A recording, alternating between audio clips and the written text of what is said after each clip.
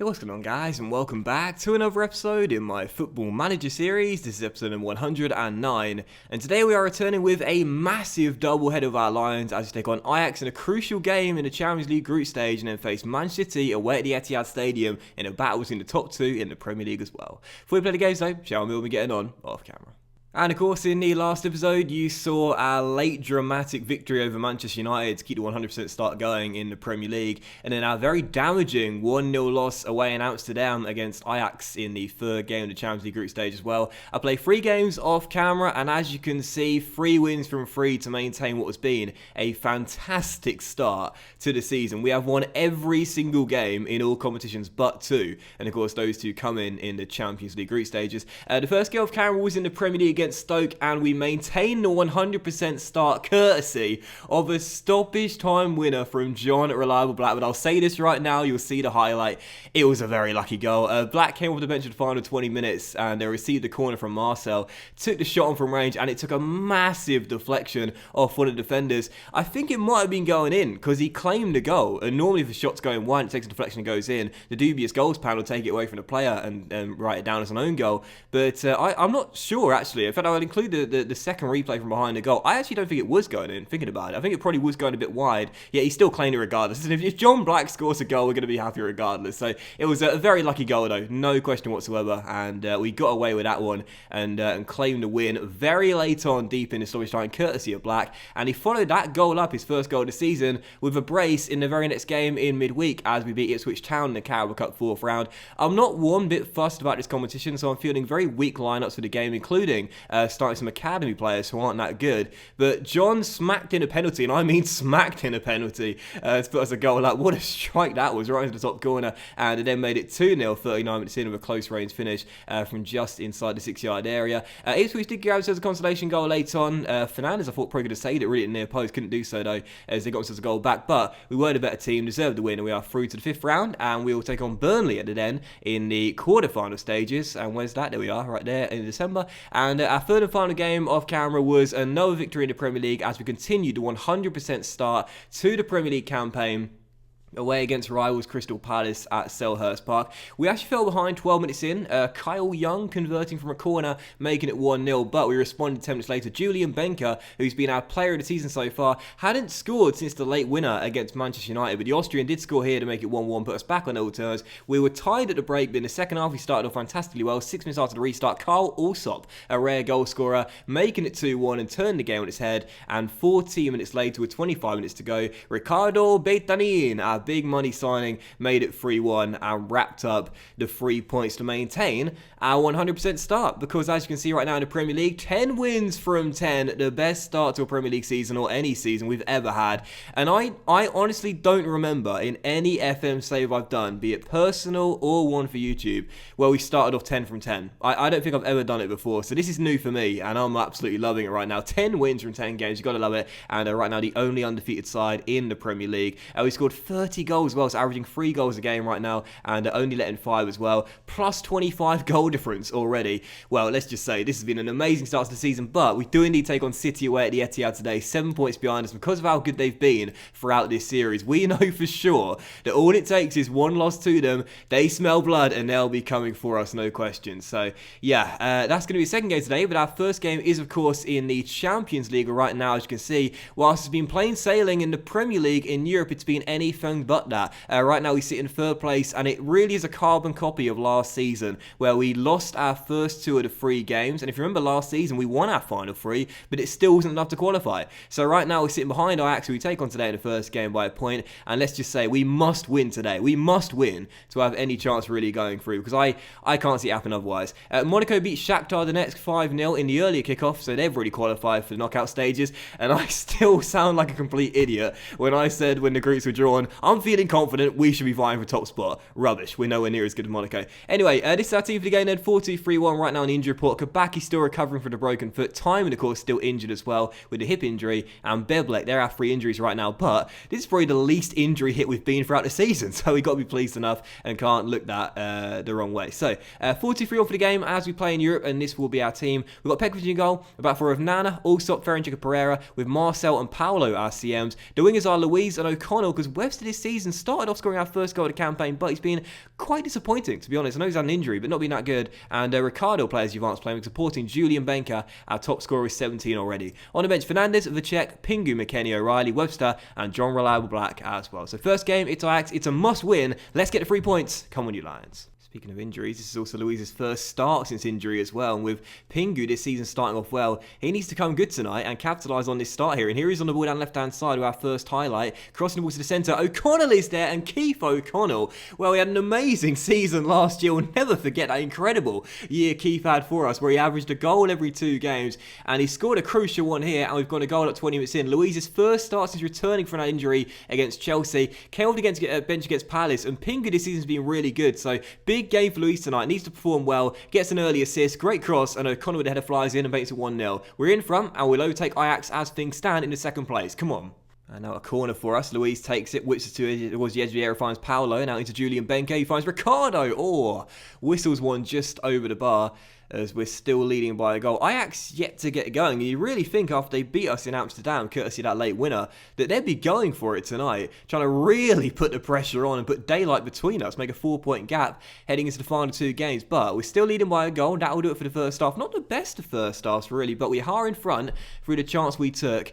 And as we head into the second half, we cannot afford to let this slip. Must hold on to the 3 points here. Ajax still yet to get going, but right on cue there is a corner for them just past the hour mark. Whipped in, Ricardo heads it away, but straight to Jacobs. Cannot afford to throw away these 3 points here. A draw isn't good enough, and we've just seen the ball hit the crossbar and a free kick given as well. And now they're going to come. They hit us late on in Amsterdam. Can they do it again? 24 minutes to hold on. Well, it's safe to say the episode opener has been anything but a classic, with 24 seconds of stoppage time on the clock. It looks though we are going to hold on to the 3 points here and claim a big win as Luiz takes it in his stride down left-hand side and crosses towards John, and his header is well saved by the goalkeeper and turned behind for a corner. But that should do it. Will we get time to take the corner, or will the referee blow full time? No, time for the corner. Luiz is going to whip it in to the centre. No, goes straight to McKennie on the edge of the area instead. He'll find Matt O'Reilly into Marcel Ox. Couldn't pull the trigger. Ajax clear, but that will do it. Final score 1-0. A clean sheet for the Lions and a big 3 points in the Champions League. I've only said that twice now after 4 games, but I won't say anything to the lads at full time because it wasn't really a great display for us. We'll just leave them to it because most of them seem confident and motivated regardless. We hold on for the 3 points, get the win, and that does mean now we leapfrog the Dutch side and go into second place. So exactly how we need to start today's episode off. Not a convincing win, but a win regardless. And now with 2 games to go, destiny is in our own hands. Beat Monaco and Shakhtar, and we'll finish in second. However, as we're about to jump into the second and final game of today's episode, I'll be gobsmacked if we can make it back-to-back wins here, and 11 wins from 11 in the Premier League. We'll take on City away at the Etihad Stadium. I'm almost certain our 100% start is going to go here today in Manchester. But just imagine if we can win this game and go 10 points clear with 11 wins from 11 games. Highly doubtful. We have a very poor record against Manchester City in this series so far. If there was ever a time we could beat them and do just that, this is definitely the time. But we're certainly underdogs, no question. And it's going to be a very, very tough game indeed. So 4-2-4 for the game, going back to our normal league system for it. And this will be our lineup with a stronger one than the game against Ajax. We've got Pekovic in goal. A back four of Nana, Allsop, Ferencek and Ranieri with Dobby and McKennie RCMs. Pingu, who's had a great start to the season on the left-hand side, and Webster is on the right-hand side. And up top, Benker and Ricardo Beaton. Is it stronger than the Ajax team? Actually, it's probably about balanced, really. It's a different system with a couple of different changes. But Benker and Ricardo up top together regardless. And our bench is, whoopsie daisy, our bench is Fernandes, Vacek, Marcel, Paolo, O'Reilly, Luiz, and John Reliable Black as well. So second and final game, it's City. Can we make it 11 wins from 11? Or will they finally be the first team to beat us this season? Let's find out. Come on, you Lions. Oh, I just went past the... Oh God! I just went past the dressing room. I just double click. Can I go back? Is that possible? Oh no, it's not, is it? Damn it! I just went past the team talks. It's the biggest game of this season so far. A chance to make it 11 from 11. I just went past the team talk, so I've got nothing to say, unfortunately. But oh well. Let's hope that the boys will go out there with clear minds instead. Still, that's not the way I wanted to start off this game. First highlight coming to City. Boateng takes it. Krajewski heads on just over the bar and behind for a goal kick. and still tied at 0-0. I'm almost certain the 100% start is going to go in this game. I'll definitely take a point though, definitely. Another corner, and right now City looking very threatening from set pieces. Carl heads it away, but only at the expense of giving away a penalty, and De Vrij was shoved by Benker. Julian Benker giving away a penalty, and a chance for City to take the lead. It's Harry Kane against Petkovic, and he drills it home and makes it 1-0, and the hosts take the lead just 17 minutes in. Kane would finish 1-0, worst possible start. I guess the only good thing is that we did trail away at Selhurst Park and we came back to win it 3-1. So plenty of the game remaining. No need to panic. When you look at the stats already, 8 shots and 3 on target with City already. Now 9-4, now 10-4 compared to 2-0 for us. It's all City to start the game off as we expected. And they know really that they need to turn up right now. Already 7 points behind in the table. They've got to win this game to put the pressure on as De Vrij on the ball finds Boateng down left hand side. He crosses. Kane's at the far post again and Harry Kane bags a brace 25 minutes in. He's their captain in the game at this point right now, and he is leading by example. 2-0 to City, and already 25 minutes in, we are fearing the worst. Krajewski to Boateng down the left-hand side, plays a 1-2 with De Vrij and gets it back here, takes it round the area, crosses the far post first time, and Kane loses man and heads it home. 2-0, terrible first half. Here comes City again right now. They've got a bit between their teeth and we are really struggling. De Vrij to Krajewski. And he'll play it back towards De Vrij at number 8 into Harry Kane. Already looking for a first half hat-trick here.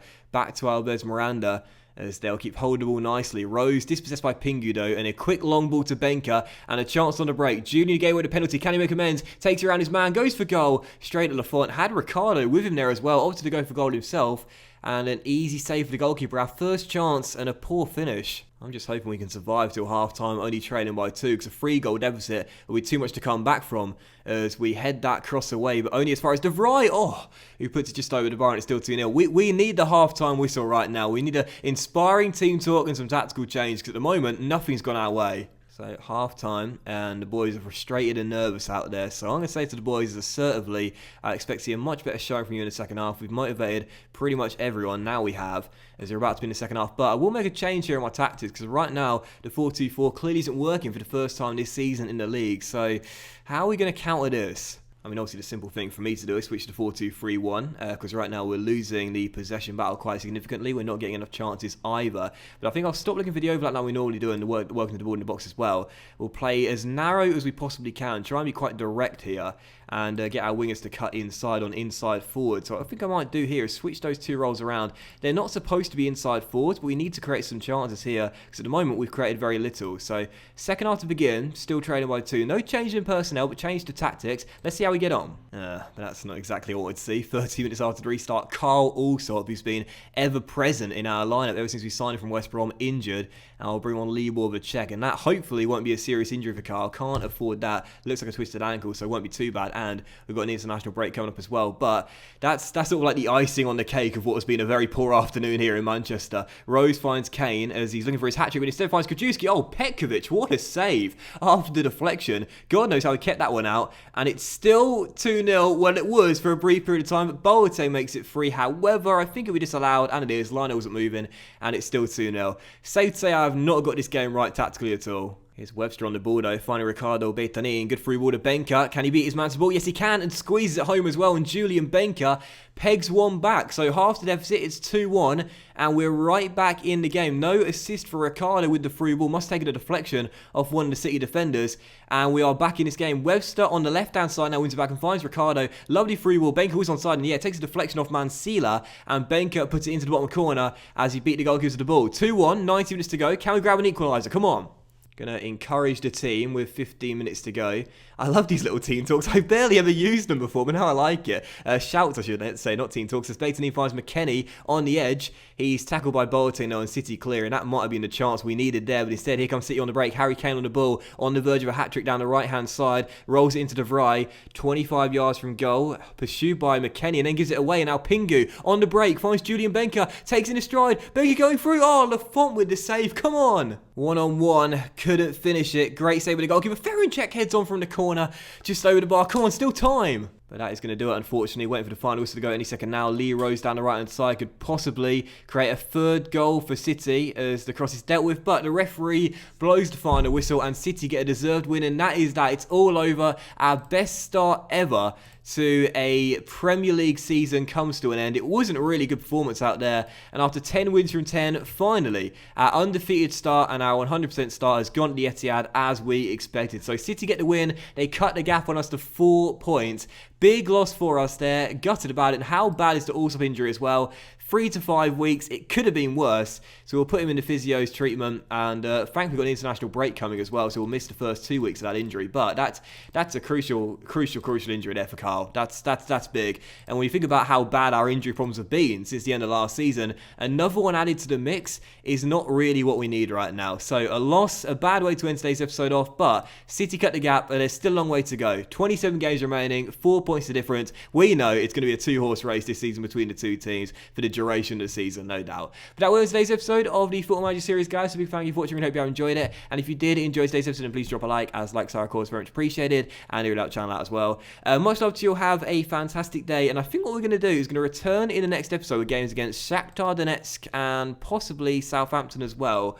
Or instead, what I might do is, because I don't want to miss the Monaco game, what I might do actually is play the Monaco Spurs games here, these 2 games at the Den, 2 big games in the Champions League and the Premier League, then sort of skip past Southampton game, just show the highlights, and then do a triple header and play the Shakhtar game away in Ukraine as well, because that would be the 6th and final game of the Champions League group stage. So I think we'll do that, yeah. Monaco Spurs, we'll miss out the Southampton game, and then play Shakhtar away in the group finale as well. So thanks for watching, guys. Have an awesome day. Much love to you all, and I'll see you for the next episode very soon.